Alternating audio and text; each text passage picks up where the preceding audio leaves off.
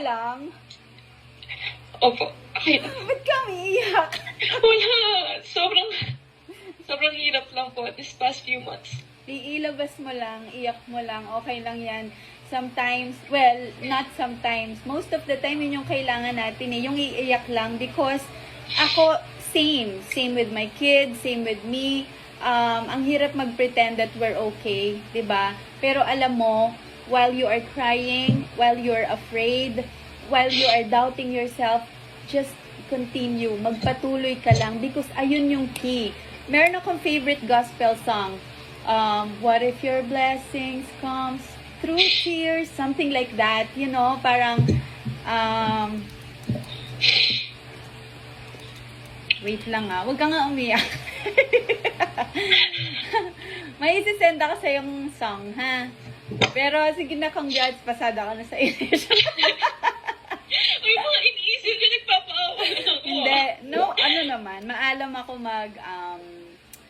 mag-assess ng marami nang nag-fake sa akin. So, I know what I'm doing. Don't worry. Plus, hindi naman din ako takot na, you know, dati, I had like huge trust issues. Pero na-realize ko, tama na trust issues. I mean, if niloko ka, if they betray you, should be on them. 'Di ba? I shouldn't be burdened. Kasi sila naman yun ng loko Sila naman yun ng traidor. Marami ako naging issue dito sa VA Capital and there were too many times na isasara ko na ang VA Capital. Ayoko na mag-manage ng VAs. Ayoko na makipag-usap sa client. Pero you know what? Kahit na nagda-doubt ako sa isip ko, hindi ako gumigive up. Gumigive up na yung isip ko but I'm not doing anything about it. Hindi ko sinara. Nag-try ako magpaalam sa workforce ko. Like, Lim, isara na natin to. Hindi ko na kaya. Nag-try ako sa kanya. Pero si Lim kasi yung, Miss Kat, kaya mo yan. Huwag kang sige, ako munang bahala kung gusto mo munang mag-moment. Ganyan-ganyan siya. So, importante din yung mga taong nakapaligid sa'yo. Well, anyway, sige, I'm not gonna eat up too much of your time. I promise you, within the year, magkakatrabaho ka, okay? Ano ba gusto mo trabaho? Hindi ka naman magugutom kahit wala kang trabaho.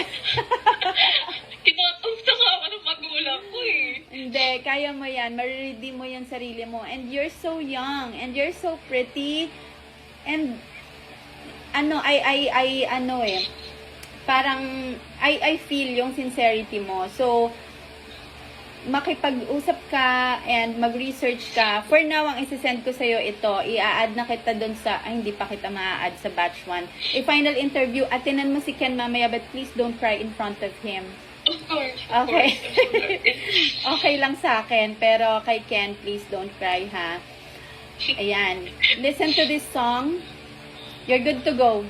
Okay, I'll see you later. 9 p.m. onwards, hindi ko alam kung anong oras darating si Ken. Maybe 9:30, 10, hanggang 11 p.m. Let's give him. Pero, pagka nakapasa ka na kay Ken, which I'm sure you will, bukas training na. Okay? And gusto mo, while training, i-review na natin yung resume mo, i-review natin yung recording mo, tapos, mag-submit na tayo ng email sa mga ibang company. So, kahit hindi sa VA Capital, kahit sa ibang company, kung gusto mo na talaga gusto ko po sa inyo. Uy, grabe naman siya. Pero anyway, sige na, listen to the song. Meron pa tayong interview na iba. Congratulations, Thank you, Miss Kat. Liza. Thank you po.